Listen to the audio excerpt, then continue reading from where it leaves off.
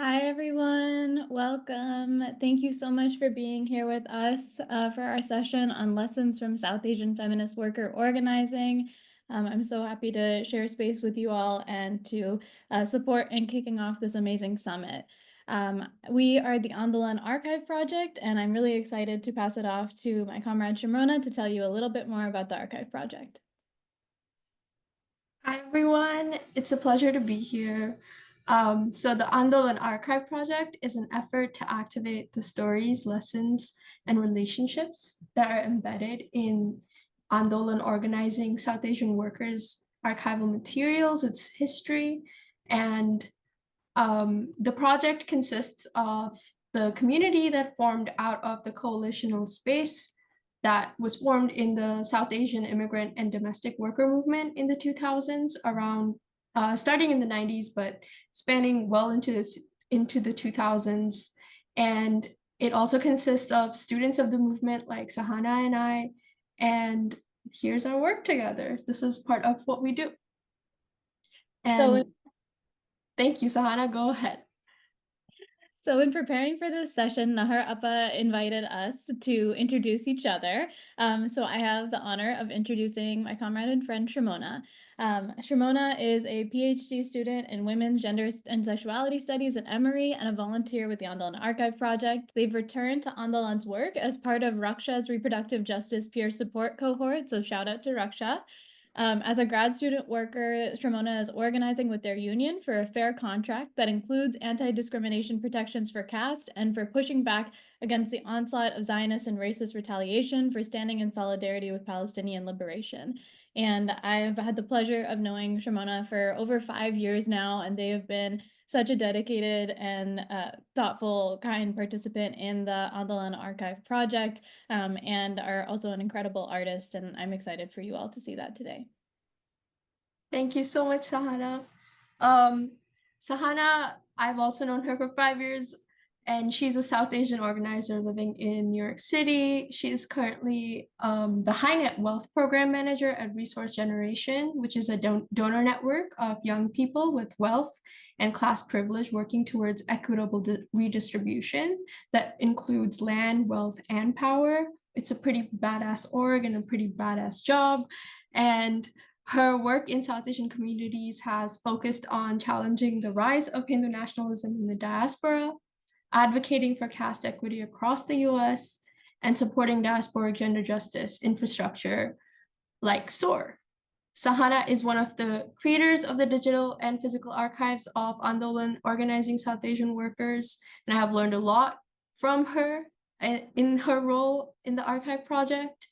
And she and I are excited to bring this to you today.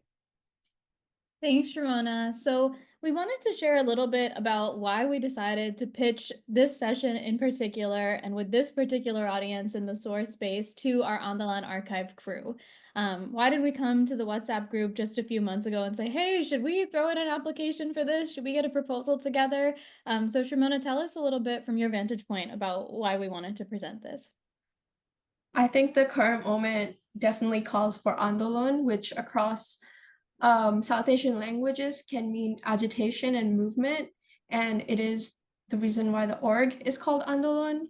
And South Asians, as we are seeing right now, are in leadership in the face of the forces promoting fascism, precarity, and violence. Andolan's workers were one of the first to change the narrative of this model minority, of this class privileged South Asians. And they had done so by bringing up the varied stories of exploitation, gendered violence, and low wage working conditions. And even as today, we're experiencing this crisis anew, where the legal and nonprofit infrastructure is facing defunding. We wanted to return to the work of Andolan because they carried it out with or without consistent funding, with or without nonprofit recognition, with or without the wealth of resources that we have today. And they organized a really robust and amazing anti-violence network. And they organize transformative collective action regardless. So Andolan organizers know how to disrupt um, the onslaught of fascism and how to disrupt those who are comfortable selling out their own communities for self-interest. And Sahana will tell us a little bit more about why we brought this to SOAR specifically. Yeah, absolutely. So it was actually when I was interning at Saki for South Asian Survivors back in 2017 that I first learned about Andolan, when I was reading some of the history books, some of the articles, and different resources covering the history of South Asian gender justice organizations, including Saki in the United States. And so the opportunity to reflect on these learnings and this history alongside a powerful coalition of South Asian gender justice organizations truly felt like a gift and an opportunity that we had to seize. And as Amrita spoke about in the introduction this morning, it's up to all of us to record and to remember the lineages of our South Asian gender justice movement. And I really believe that Andolan's story is crucial to that. And as South Asian gender justice orgs and advocates from across class identities, religious identities, ethnic identities, and roles, this is the space to harvest the learnings from the Andolan archive and to chart a better path for solidarity within our communities.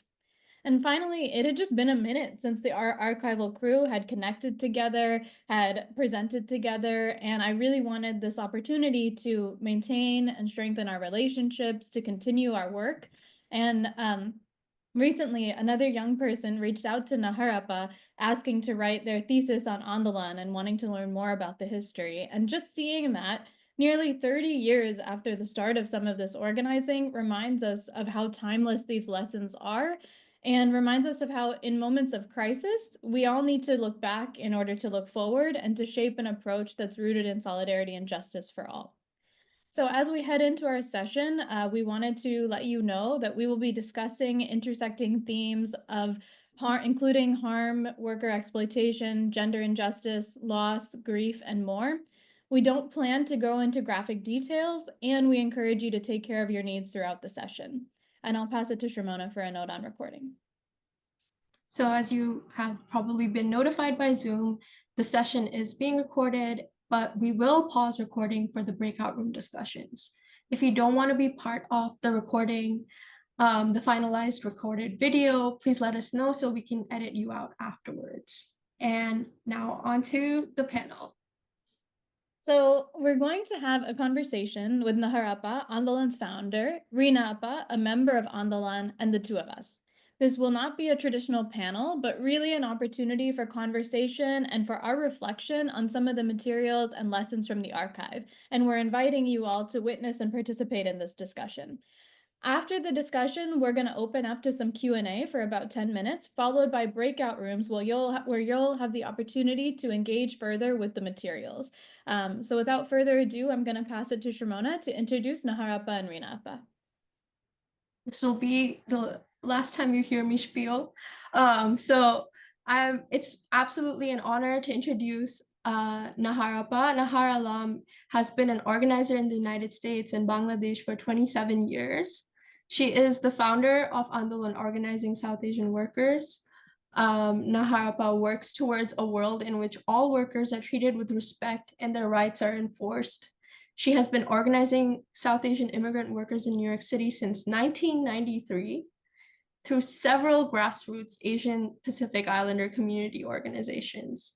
Since 2008, Nahar has been a community health worker at DREAM, Diabetes Research, Education, and Action for Minority, at the Center for the Study of Asian American Health at NYU Medical Center.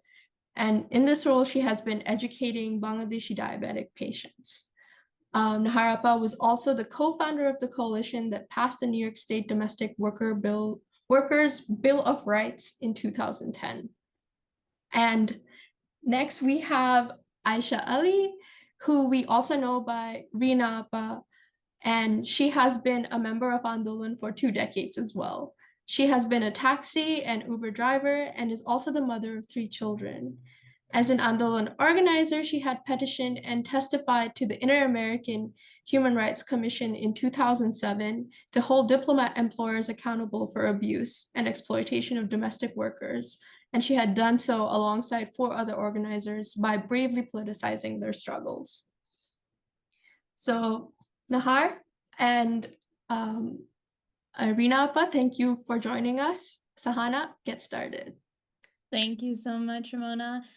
So I am so thrilled to offer our first question to Nahar Appa. But before I do, I wanted to take a minute, as we'll do for each of our questions, to familiarize us with a photo. 2 photos, really. So here on the left, you'll see a picture of Nahar Appa back in the 90s sitting on the couch. And she is clearly in the midst of a phone call, and she has some papers in her hands. Perhaps maybe she has a script to make a call or some notes. And you'll see that she's wearing a name tag on her chest on her cardigan. And if you can make it out, it says Saki. And so we would love to invite Nahar Appa in a second to share more about this photo. And on the right-hand side, you see the statement by Workers Awaz, formerly the Domestic Workers Committee at Saki. Domestic Workers Committee at Saki. And so back in those days, Nahar Appa was working as the coordinator for the Domestic Workers Committee at Saki for South Asian women at that time. And you'll have a chance later on, and we'll send it out in the future, but you'll have a chance to dig into this statement, which talks about some of that history and some of the challenges that the Domestic Workers Committee faced. So Nahar Appa, can you tell us, why did you start Andolan? Thank you so much. And listening to you all, I can see Andolan is everywhere, young, old, and worker, and other people too. And I'm proud to be a part of it. And one correction is not only myself, founder of Andolan, is like with others. One person cannot do any changes, anything. So with other member, definitely. I starting even also I honored so many participants, so many our worker who passed away. It has been so long journey, but then we are missing them. I can mention like few name. Murshida, you will see on a video, Afruja, Nilufar, those people. Some people, even I want to name it, that I couldn't help them. Jamila, who just go away in India. So the lot of others is their health is very crucial right now. I'm just appreciating and I'm just being and honoring them for this speak today. Why started Andolan? You know that I was also domestic worker in this country. The time I came here, it is not like I came with a student visa or with a family. I came because my past life wasn't that good, like domestic violence situation. I had to escape, and I came to this country, and then I faced domestic worker abuse. So since I was suffering, and I met someone, Saki's volunteer. She was my boss though. Part-time I was working with her, and she mentioned, I'm not going to mention the name. She suggested I should go because she saw me. I was helping myself that time and helping others, but without any structure. So she said, like, you should go to Sakis, you might get a help, and you can start your journey. Since I was like working as a babysitter, I didn't have any friend in this country to just talk to what I'm suffering.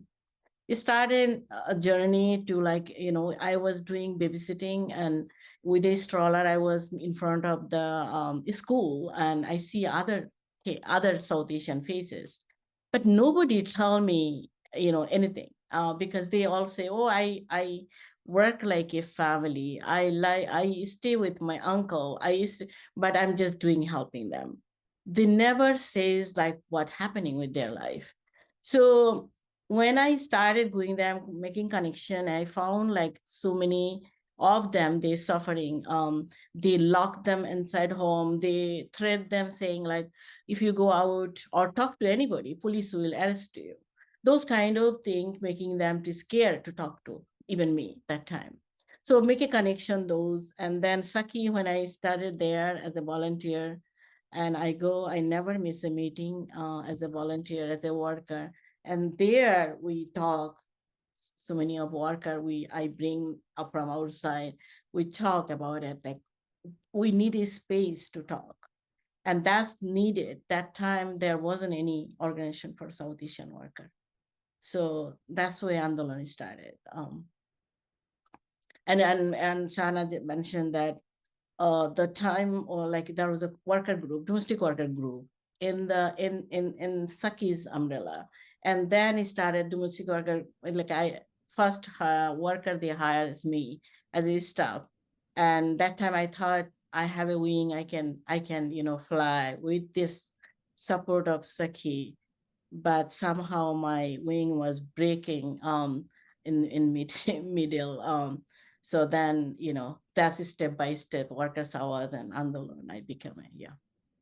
Thank you so much, Nahar Appa, for sharing a little bit about what brought you to this work in the first place and your own personal experience and how it became collective experience, became relationship building, became solidarity with other workers.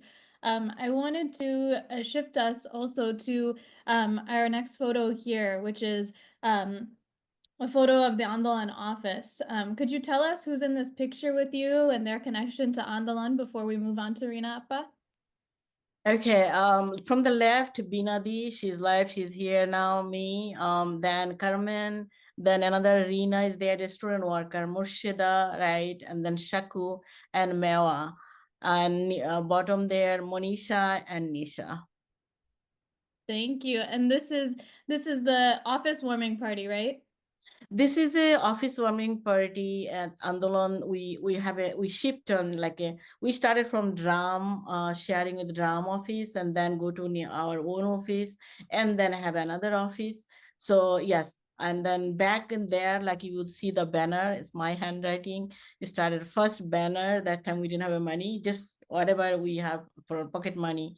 And then we started that, and you will see the T-shirt of Andolan. I have few of them. If you want, you can tell me, I can send it to you. That's the Andolan T-shirt. So we did fundraising sometimes with this T-shirt. I do want. I'll follow up with you on that. I would just want to say one more thing here. Bottom there, you will see Monisha. Monisha is now a professor in San Francisco, and Nisha was working with the Human Rights Watch for so long, and now she's a senior somewhere else she's working. And they were like a student, and 3 students came. Chitra, I should remember. Chitra is very active, who are part of the also the movie we made, and she's the one also encouraged and her all of them is still now we are talking to each other. The relationships are still alive today. The group chat pops off. Yeah. All right. So I want to pass it over to Shromona so that we can hear some from Rina Appa before we come back to Nahar Appa. Thanks, Sahana. Thank you, Nahar Appa. Could you, okay, there we go. And we see the same banner in this photo, and we see Rina Appa in this photo. So Rina Appa, I want to invite you to tell us about your connection to Andolan as a member and a little bit about this photo. Oh yes, on that photo is me on the middle. Andolan's like giving me baby shower for my first baby. It was surprising and I was so happy with that. And the other one is like my children, my middle child and my youngest son. Yeah. Thank you. And do you remember how and when you joined Andolan? Oh yes, it was long time ago. Like looking back, like a friend of mine, like not really a friend. She was stranger at that time. Like I went to supermarket, and then she approached me and she handed me her number. She is saying like, "Oh, if you need any help, don't hesitate like to call me, and maybe I could help you in any way."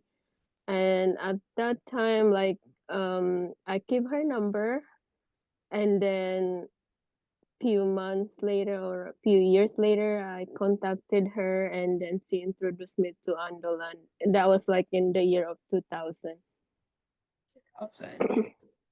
And after you joined, tell us a little bit about everything between then and this baby shower, maybe. Oh, back then, you mean what do we do together? Yes. Okay. So, at that time, I don't speak English at all. You know, I just know yes, no, and thank you, stuff like that. My English so little at that time. But I went to Andolan and meet other domestic worker like myself at that time, and they do have a similar experience like mine. You know, some are worse than me. And then as a group, like we make a plan, we do the demonstration, and then we help, like, you know, new members and assist them with whatever we could do to help them. Thank you. And could you take us to the next photos, Sahana? So here we have some more. There's more from the baby shower. And then there's you with your taxi, and there's a trip from DC. So I heard a little bit about a trip to DC. Could you tell us a little bit about why you were there and why you were there with Andolan specifically? Yes, Washington DC, maybe it was like 2006 or 7, 2006 probably. I went there with Nahar and my baby. We went there to raise awareness about, you know, domestic worker, that they have been treating us unfairly, and, you know, that we deserve fair paid, and you know, we deserve fair paid and treated with respect and dignity. So I'm doing that for, you know, so I could support the organization to move forward with, uh so we could get a better future for ourselves as a domestic worker. Absolutely. And I see you all are posed. And could you tell us a little bit more about who else is in the photographs with you? Oh, this is a lot. Some that, like, that was me. Like, I was driving yellow taxi before, and I'm still driving taxi right now, but not yellow. I drive Lyft and Uber. And in this photo, there's Saku, Noor, um, Naharapa, Apipa when she's a baby, Carmen, uh, what's her name? Violet. Bale. I forget, she was lived with me before we live as a roommate. And then, who's that next to you, Apa? I forgot her name. Oh, Jasmine, another one. I don't think you don't have to go through everyone. Yeah. It's Uh-huh. whatever you remember. Just, yeah.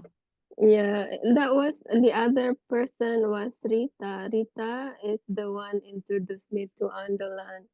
She's from India, and she sees me in the store. Maybe I was crying somehow. Like, she sees me like, why you look so sad? And then she gave me those number. I was working with a diplomat. You know, sometimes they ask me to do errand for them, and at that moment I met Rita, and she gave me this and her number and introduced me to Andolan. And am I right to think your husband is in the photo with the DC Oh crew? yeah. Or Right. This one is not on the DC. This is in front of UN. oh, in UN. Oh, sorry, Yes, sorry. yes, Yes. So tell yes. us about the UN trip if you remember anything from then. Um, we were demonstrating in there for the domestic worker right, Apa? Yeah, there was 3 cases for diplomat, and so we constantly demonstrated in front of United Nations. Since like I was pregnant that time also, here with Rita, Samsunar is here, Rina is here, and Rekha is here. But then other workers who were diplomat, they were not here because their picture we didn't want to show. Yeah. Yes, it was like 42nd, I think 43rd state, like it's right in front of the United Nations. So we would go often and do the protest for those cases to do awareness. And yeah, we had done settlement that cases because we rescue. Me and my husband was like rescue a worker from diplomat home in Manhattan, and with all the help of Aijen, who was there too. From Aijen is a big name in DC, but one point of our life, I was giving training her how to do outreach. So she also was with me to go to the 42 floor building to rescue a Bangladeshi worker, and those also are there. So Rina, my last question for you is, how did your life change from before you joined Andolan to now? And how did Andolan support your family in those changes? Okay. Well, looking back, it was over 20 years, I guess 25 years. It was a long time ago. Now I can speak English finally. Before I joined Andolan, I am like all alone, no one to talk, nobody, I don't have anybody to talk to, share my thought or anything like that. I was so scared because at that time my my employer like kept my passport, and basically I have nothing, no identification or nothing. And then after I joined Andolan, um,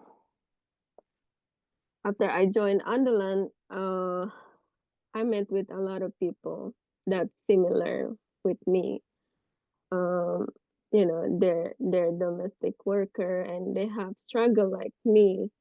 And then at that time, I don't speak English, and by going to the organization, I could pick, I could practice my English in there. And I met so many wonderful people in there, and that inspired me to do better. So I went to learn how to speak English. I went to ESL class, and then I went to take GED courses. I get my GED. I got married. I become US citizen. I drive yellow taxi. I have children. I have like I drive Uber and Lyft now because family. I went to college, and then recently I just passed the CHW training, community health worker program. So I passed that, and now I'm looking forward to helping my community hopefully soon. Yeah, so it's a So lot. Yeah. I was just gonna say that's amazing. Thank you. Yeah, so compare me to then, like, it's a lot improvement, a lot improvement, since knowing Andolan. And I still keep in touch with Andolan's members, especially APA and other members, to just keep in touch. And we still keeping in touch with everyone. Well, some people like Naharapa said, like, we miss Mursida Apa that passed away a few years ago, a prosa. A lot of, time is going so fast, so, we cannot even feel it. So a lot of those are just memory, but it's a good memory. So Thank you so much. yes, thank you. Andolan's like not only helping domestic worker, Andolan have help also like restaurant worker. Like at that time, like my husband was get fired from his job.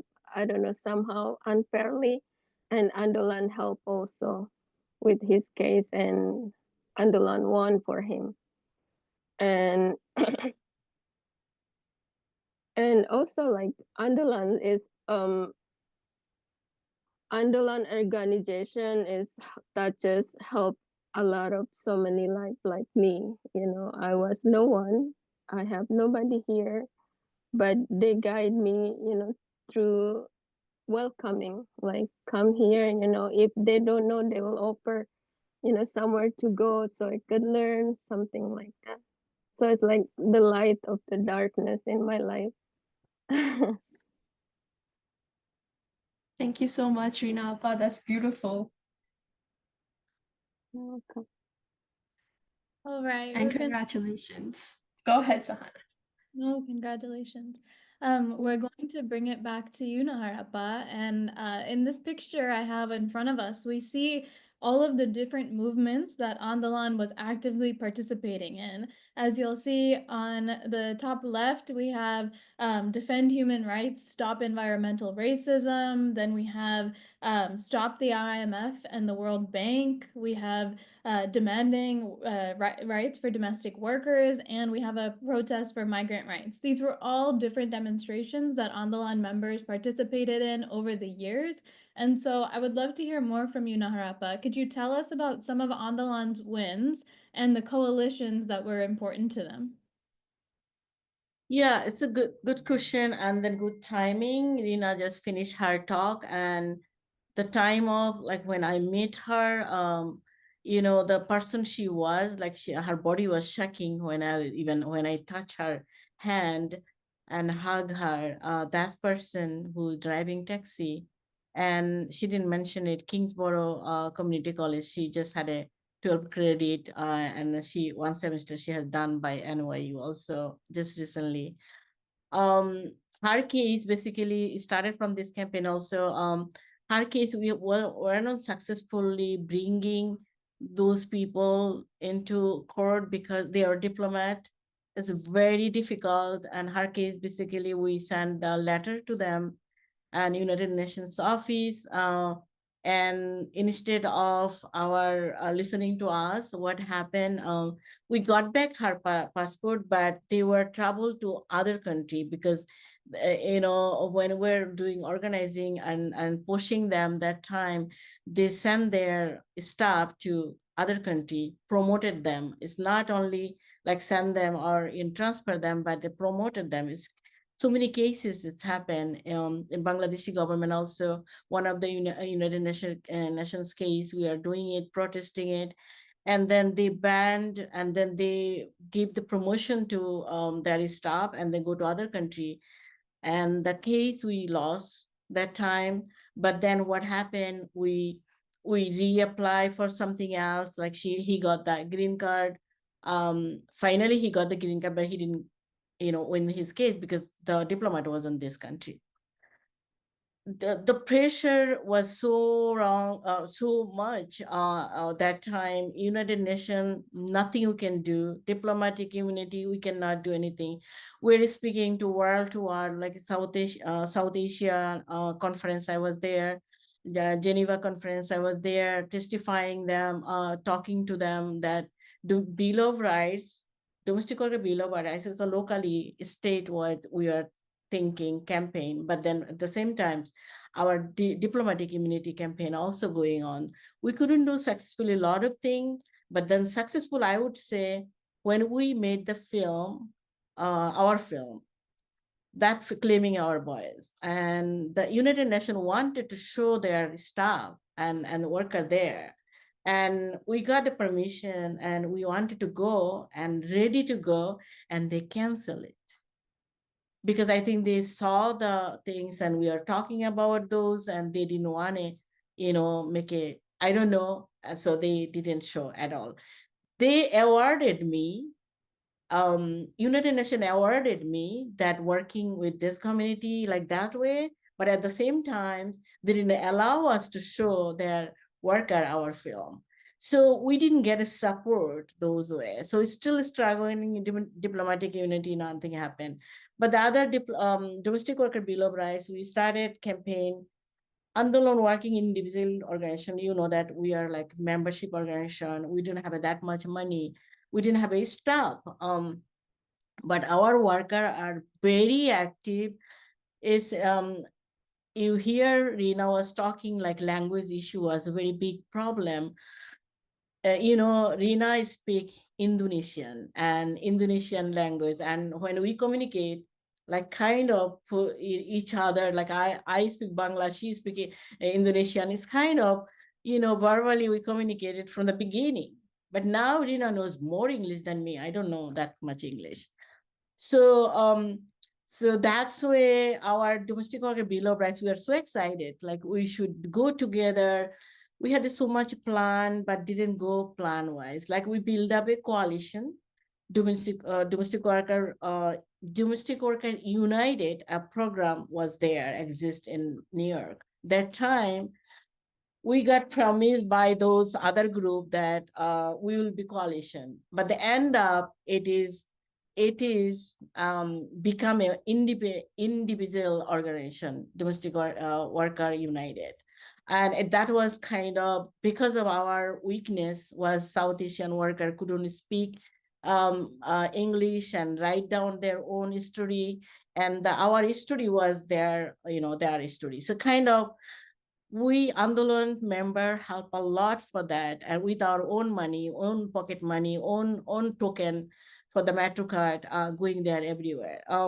So this kind of protest, we always go there, and we will make sure the undocumented people we member we didn't take with us because we didn't want them to get arrested.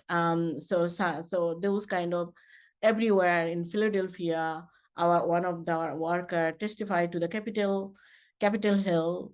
There was a testify, and then after result, some stuff came out. That domestic or bill of rights scheme is not like one issue, one campaign and things. Coalition build up. A lot of our group has a lot of effort for this, but end of that is become a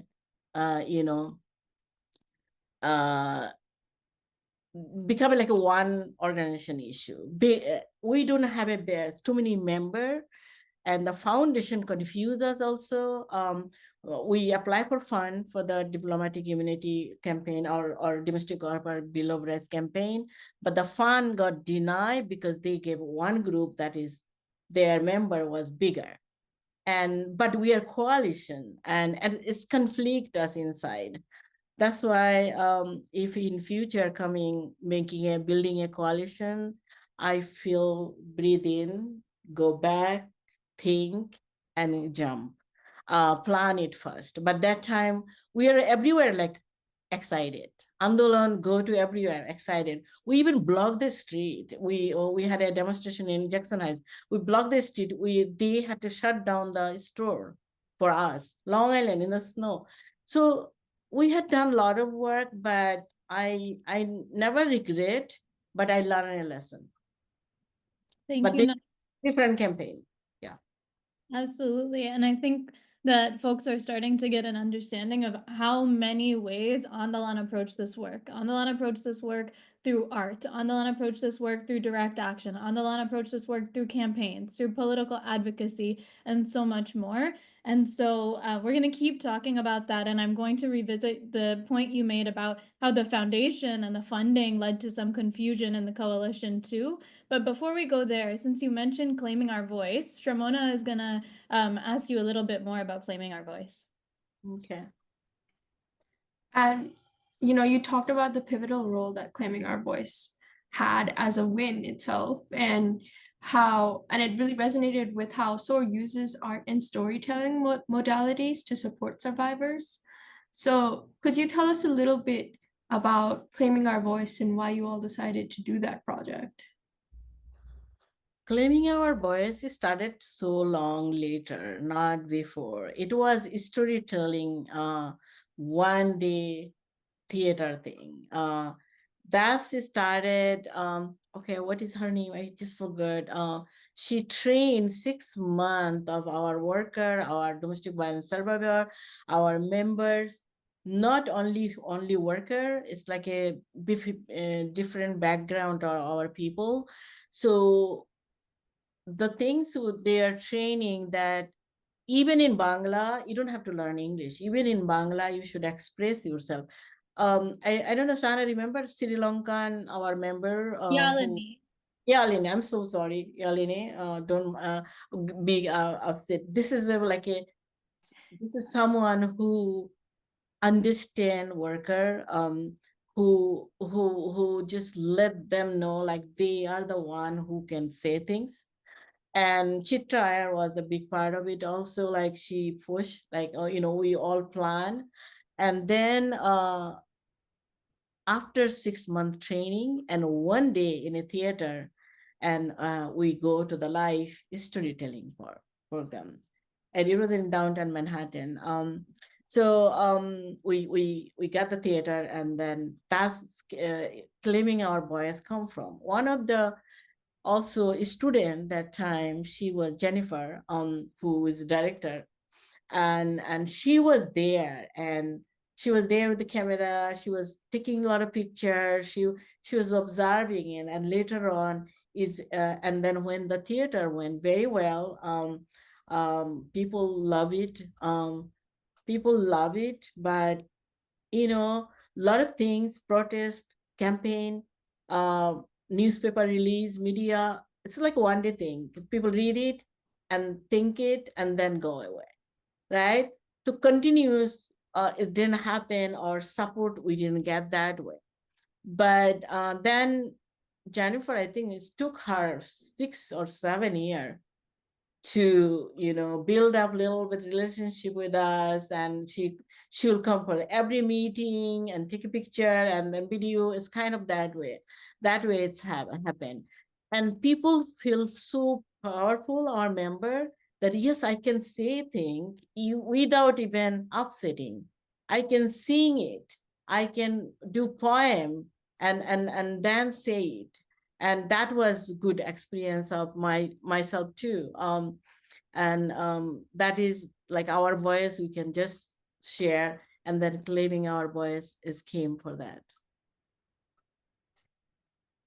That's amazing, and beautiful. Thank you for sharing about claiming our voice. I'll pass it on to Sahana for our next reflection. Thank you, Nahar Appa. And I would love to bring it back to this question around some of the challenges that Andolan faced leading to its closure. So could you tell us a little bit about some of those challenges? And here in the picture, you'll see an article from The Nation that talks about some of those roadblocks, including the funding struggle that Nahar Appa mentioned earlier. And you can take a look at that as well. Our funding because we didn't want to get a lot of fund, basically just to survive and have a staff cost and office cost. We didn't want to apply for so much fund. A lot of people are like volunteering with us. One point, I was in Bangladesh for my family, because after 8-9 years I was there for a few months. That time, our renew time came, because if you get the funding, is not like done. It's funding, like you have to renew, you have to give an update. It was crisis in our time, and volunteer were doing their job wonderfully, but we missed the renew one foundation who gave us five years fund, and then we missed that fund. So that's why we started. And some of the staff, like if our volunteer, after our worker knew like how to write and how to add things, so because we didn't have a lot of fund to hire people, so then we would survive that time. So then little by little, but we were losing fund, and then also 501c3 status.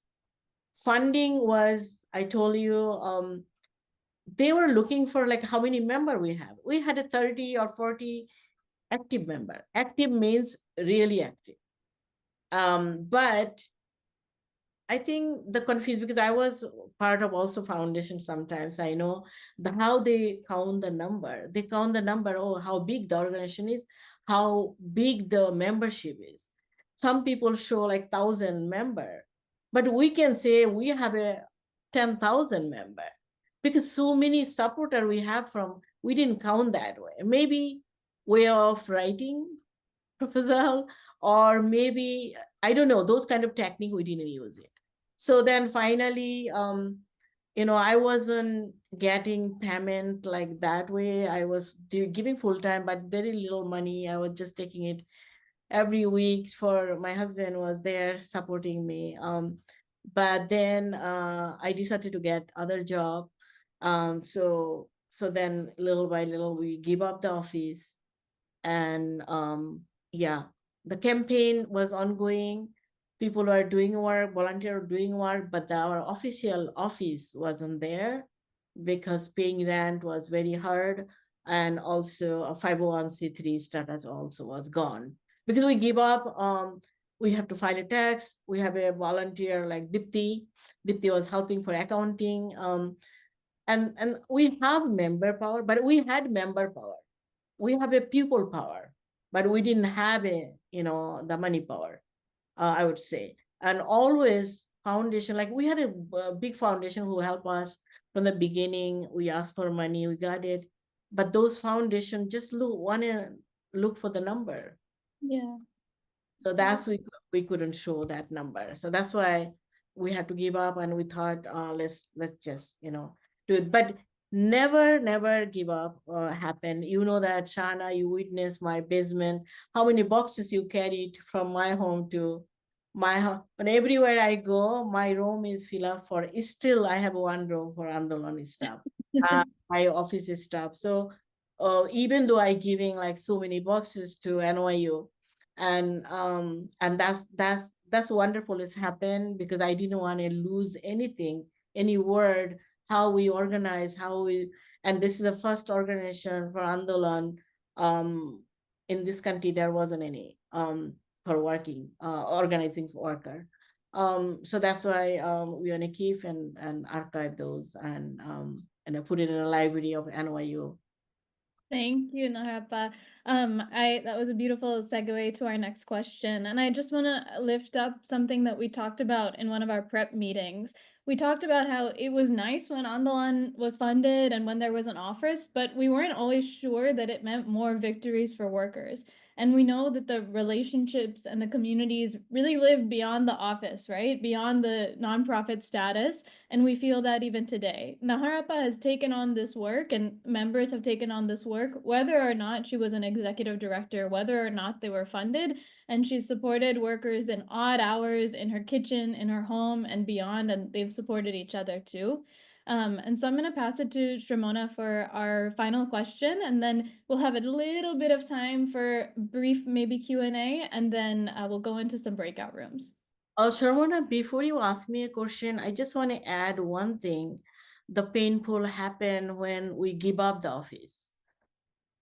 One of the case that was not diplomat, as a huge businessman in Manhattan, and she worked there. That case, I couldn't find a lawyer for her. That time officially we are done. And then we sent it to her somewhere else. And the technique we use, the lawyer who asked for money, those people couldn't do that the way we do. We do campaign, protest, and like we put together to push pressure, then we do the work. But then they had done different way. Finally, she lose her job, and because her money, all 9 or 10-year money, she's deposit to a boss, and those all 1,000 of money is gone, and she had a heart attack, and then she had an open heart surgery, and then finally she blamed me. She said, Nahar, you didn't help me, but I couldn't do anything. And finally she passed away in India. Those kind of cases is so painful because of our society don't recognize who can do what. I'm happy that a lot of organizations follow our rules and ask us questions. I'm happy that after our working with Andolan office, there was an intern and she found Odikar. And so like people learn and do the stuff, and that is the things is still going on. Even drum, they found drum, and I'm the one who was helping Muname. So this is idea is still there, but not the system recognize that Andolan is working. It's still I'm sure whoever listening to me to be careful when you found new organization. Okay, I'm sorry. No, absolutely do not apologize. And I think that is exactly the violence of the the nonprofit industrial complex as we know it is, and is that, you know, you can dissolve an organization so on paper, but there are so many needs, so many people who are left in the lurch. And, you know, as individuals, you can try and help, but Yeah. we also have our capacity and limits. And that is part of what we have to remember together. So my next question is about community, and it is about the archives. So why did you decide it was important to record Andolan's story? How does Andolan exist today as a community, and how does the archive play a role in it? So your answer is you, right? This answer is you, and this day today, right? Because of archive we are talking, and because of our photo we can take it from there and we can go back to this story, because it's on my brain and I don't want to keep it, and then if I die and nobody knows what's happened. The reason was like I didn't want to destroy our those story years by years, learn and then teach. And we learn it because basically I learned a good lesson from this step-by-step organization. And archive and library, like we put our stuff to library too, that they can keep it, and the future of generation who wants to organize, who wants to do some stuff, they shouldn't go through the same stuff we went unsuccessfully.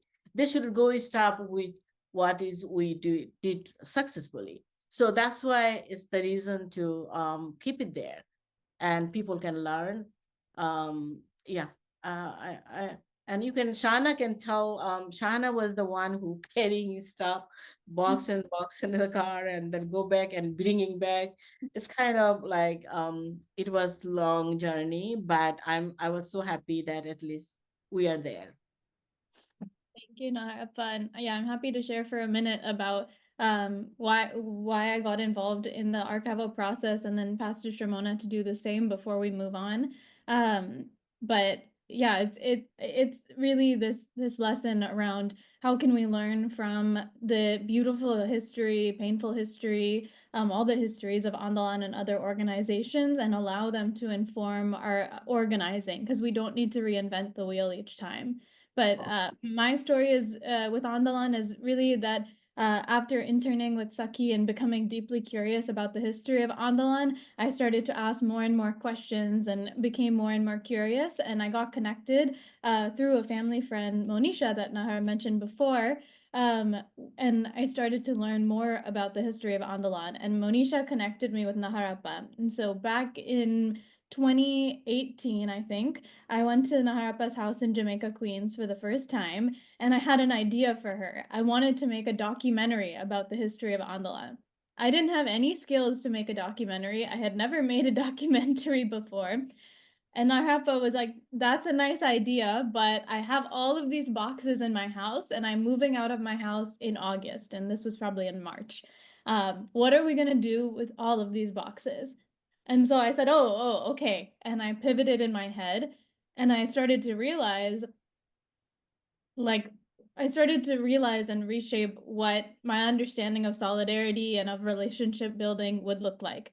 It didn't look like me coming in with my fancy idea that I didn't have the skills to execute, but it came in, it was me taking on the project that Andolan, that the movement really needed to work on in the coming months. And so then we worked together to box up the archives and build the digital and physical archives, digital with South Asian American Digital Archive and physical at the NYU Tenement Labor Archives.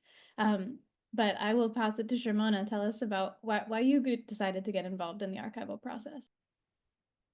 Very quickly, I'll just say that I have professors who didn't know what kind of relational work goes into actually reaching out to organizations and talking to them. And one of my professors had seen me dig around in the SADA website and write about Andolan and asked me to interview y'all. And I didn't know how to interview. I didn't know anything. I just jumped into that. And I was from the start told by Nahar and Sahana that, you're joining, you have to do something for us. So this cannot be an extractive relationship. So that's how I became involved with the archive project. And I just want to note that the archive project is also a care network. It, as a young person, I have things that I can offer folks who are in the Andolan community, and it's not just a webinar that I can put on. So yeah, absolutely solidarity in what it actually takes, even if we were forced into digital connections and not physical connections with each other right now. That's what I learned from the archives. Yeah. Thank you, Shromona. So we won't have time for Q&A, but I do encourage you all to drop any questions you have in the chat, and we'll do our best to get back to you and to be in touch. We would love to build with you, and if you want to get involved in the archive, let us know. But I'm going to transition to Shromona to open us up. We're going to spend a little less than 10 minutes in breakout rooms together, if you would like. So we have breakout rooms prepared where we are giving you a photo and a little audio note that comes with the photo to observe and answer these following questions together. One of the groups is also the Claiming Our Voice trailer, so you can spend some time with it. And after you observe, after you listen, discuss, please come back and tell us about what you all the themes, the stories, and the tactics that you saw in the materials. And breakout rooms are optional; they are not recorded. So please go forth and enjoy the archive. Awesome, and I think our SOAR team is going to open up the breakouts, and please stick around. We'll come back together and talk about next steps after the breakouts too. আমরা শ্রমিক দল মোদের আন্দোলন, আমরা শ্রমিক দল মোদের আন্দোলন, জমিলা প্রমিলার পাওনা চাইবো আমরা চাইবই, জমিলা প্রমিলার পাওনা চাইবো আমরা চাইবই, আমরা শ্রমিক দল মোদের আন্দোলন, আমাদের আছে একতা, আমরা নির্ভর করি না, আমাদের আছে বিশ্বাস, করব জয় করবই, আমাদের আছে একতা, আমরা নির্ভর করি না, আমাদের আছে বিশ্বাস, করব জয় করবই, আমরা শ্রমিক দল মোদের আন্দোলন, আমরা শ্রমিক দল মোদের আন্দোলন. You all can say আমরা শ্রমিক দল মোদের আন্দোলন, আমরা শ্রমিক দল মোদের আন্দোলন, আমরা শ্রমিক দল মোদের আন্দোলন. Please unmute and join us. আমরা শ্রমিক দল মোদের আন্দোলন. আমরা শ্রমিক দল মোদের আন্দোলন. We always like this chant, we use it for the protest sometimes. Yeah. Thank you all. Thank you. Thank you, Nahar. And before we go, we do wanted to, in the vein of SOAR's work and Their Light Remains, we wanted to honor some of the members who are no longer with us. And so I'm going to pass it to Shromona to share their art before we go. This is Samira, and Nahar has shared her story with us before, and I invite you to tell us more, Nahar Appa. This is a photo of her with Nahar Appa, and since she passed, we hope to pass on her story and her spirit. And in the light of their Light Remains campaign, I felt motivated to draw a portrait of her based on this photo. So please take a moment to think of her, and our webinar with that. We'll You can find her photo article on the online or Google it, and you will see her story. All the stories is there. Okay. Thank you all, and we'll just play a song as you leave by one of the other workers who's no longer with us.